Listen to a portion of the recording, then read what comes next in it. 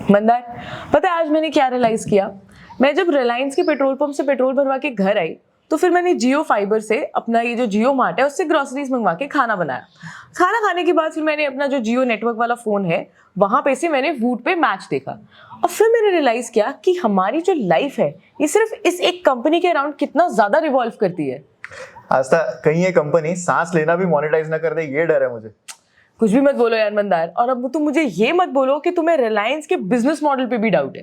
Business model पे तो नहीं, लेकिन रिलायंस एज एन इन्वेस्टमेंट के बारे में आई एम वेरी स्केप्टिकल। पर क्यों यार मंदार? आई मीन रिलायंस की ग्रोथ देखो कितनी अच्छी है। I don't think it is wise कि हम इतनी बड़ी कंपनी के अगेंस्ट बेट करें। और तो और आगे आने वाले टाइम में मेरे को तो कोई डाउट्स नहीं है कि रिलायंस अच्छे खासे रिटर्न्स भी देगा। आस्था, मुझे लगता है रिलायंस का ये एग्रेसिव हाई ग्रोथ अप्रोच है ना, ये बहुत ही डेंजरस है। आई मीन रिलायंस का स्ट्रेटेजी यही होता है कि कोई भी सेक्टर जहां पर ग्रोथ पोटेंशियल ज्यादा दिख रहा है उसमें एंटर कर लो, या कोई बड़ा एक्विजिशन कर लो, या फिर एक्विजिशन करके उस बिजनेस को किल कर दो।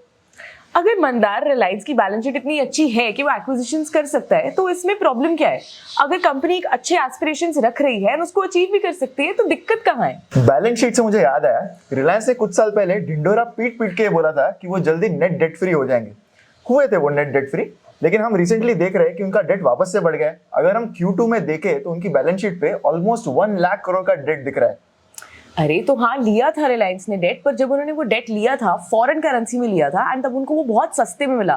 3% पर एनम का बोरोइंग कॉस्ट था, तो व्हाई नॉट? लेकिन मैडम, अब रुपी भी तो डेप्रिशिएट हो गया है, तो जो 3% का बोरोइंग कॉस्ट है वो उतना रहा नहीं। एक सेकेंड यार मंदार, रिलायंस के पास डेट है ये माना, लेकिन डेट की प्रॉब्लम तब होती है अगर कोई कंपनी उसको रीपे ना कर पाए। एंड तुम्हें क्या लगता है कि रिलायंस अपना डेट रीपे ऑफ नहीं कर सकता? एंड अभी तुम डेट का नंबर क्या बोल रहे थे? 1 लाख करोड़। तुम्हें पता है उनका ऑपरेटिंग कैश फ्लो उससे ज्यादा है, 1.1 लाख करोड़ का। सी आस्था, प्रॉब्लम डेट का नहीं है, problem is about what the management promises and what it delivers. Always one should prefer companies where management under promises and over delivers. Mandar, ये ज्ञान वाली बातें तुम जाने दो। तुम्हारी इन सब बातों के बावजूद भी रिलायंस ने पिछले 5 सालों में जो रिटर्न्स दिए हैं ना, उनका कैगर इज 24%। लेकिन 2007 से 2017 तक कंपनी ने कोई रिटर्न नहीं दिए, ये कौन बताएगा? आई मीन रिटर्न तो अभी आ रहे हैं। वो कहते हैं ना, भाव भगवान छे, वो क्लियरली यहाँ पर एस्टेब्लिश हो रहा है। रिटर्न दे रहे हैं इसलिए अभी बातें हो रही है उसकी। मंदार, अब जब मैं ये 5 सालों की बात कर रही हूँ ना, तो 5 सालों में जो रिलायंस की ग्रोथ है वो बहुत ही अच्छी रही है एंड स्टॉक मार्केट ने भी उनको अटेस्ट किया है। मतलब ग्रोथ क्यों अच्छी ना हो? उनके पास मोट है, उनके पास कैपिटल है, आई मीन सब कुछ है उनके पास। लेकिन आस्था, तुम्हें पता है ना, रिलायंस का 60% रेवेन्यू अभी भी ऑयल बिजनेस से आता है, जो एक डाइंग कमोडिटी बेस्ड बिजनेस है। यहाँ पर मार्जिन पे कंपनी का कोई कंट्रोल नहीं रहता। जो भी भाव मार्केट दे रहा है उनको वो एक्सेप्ट करना पड़ता है। और तो और जब भी कंपनी अच्छे मार्जिन कमाती है तब गवर्नमेंट आके विंडफॉल टैक्स लगा लेती है, जिससे मार्जिन और कम हो जाता है।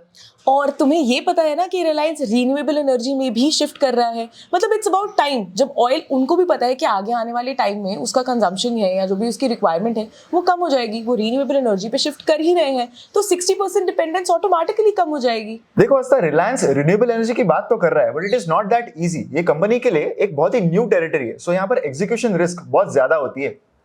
बट मंदार, तुम्हें पता है जब रिलायंस ने टेलीकॉम में एंट्री मारी थी 2016 में, वो भी तो उनके लिए एक न्यू टेरिटरी ही थी। लेकिन जियो देखो अब कैसे डोमिनेंट प्लेयर बन चुका है। तो रिलायंस को इन न्यू टेरिटरी से डरने की जरूरत नहीं है, क्योंकि उनके पास एक्सपीरियंस है। मुझे तो लग रहा है कि the company is trying to many things at once. 17 lakh crore इस कंपनी का वैल्यूएशन है। आई डोंट थिंक ये सस्टेन होगा, मुझे तो बहुत ज्यादा डाउट है। तुम्हें पता है मंदार, अब जब तुम ये वैल्यूएशंस की बात कर ही रहे हो, तो जियो का जो वैल्यूएशन है ना वो 8 लाख करोड़ का है एंड वहीं रिटेल बिजनेस का जो वैल्यूएशन है वो 5 से 6 लाख करोड़ का है। जो तुम ऑयल डिपेंडेंसी की बात कर रहे हो ना, उसका इतना ज्यादा वैल्यूएशन है ही नहीं। मेजर चर्निंग प्लेयर्स उनके हैं ही जियो और रिटेल, और उसके साथ साथ अब तो वो रिन्यूएबल एनर्जीज में भी इन्वेस्ट कर रहे हैं। इतना सब होने के बाद भी रिलायंस फ्री कैश फ्लो तो जनरेट कर ही नहीं रहा है। जो भी operating cash flows company generate कर रहा है उससे वो केपेक्स कर लेते हैं। So basically free cash flows कुछ बचते ही नहीं है। कंपनी की वैल्यूएशन अल्टीमेटली क्या होती है? It is the discounted value of future free cash flows. Mandar, I get it, but company अभी उस फेज में है जहां पर वो बहुत ज्यादा केपेक्स कर रही है, तो आगे जाके हमें रेवेन्यूज देखने को मिल जाएंगे। तो इस केपेक्स के चलते फ्री कैश फ्लो का कम होना मतलब कम ही होगा ना, बट आगे जाके वो भी बढ़ जाएंगे। आस्था, रिलायंस केपेक्स अभी नहीं हमेशा से कर रहा है। ये कंपनी सिर्फ केपेक्स ही करते जा रहा है। I don't know free cash flows कब जनरेट होंगे। कंपनी सिर्फ केपेक्स पे केपेक्स ही किए जा रहा है। फ्री कैश फ्लो तो जब आएंगे तब आएंगे, पर तब उसका मार्केट कैप बढ़ जाएगा और फिर तुम बोलोगे कि वैल्यूएशन बढ़ गया।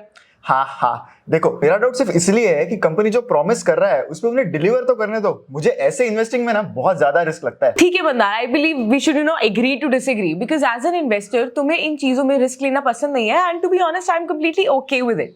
सो आप जो इन्वेस्टर्स हैं, अगर आपको रिलायंस जैसे बिजनेस में इन्वेस्ट करना है या नहीं, ये डिपेंड करता है कि आप कैसे इन्वेस्टर हैं, मेरी तरह या मंदार की तरह। हमें कमेंट्स में जरूर बताएं।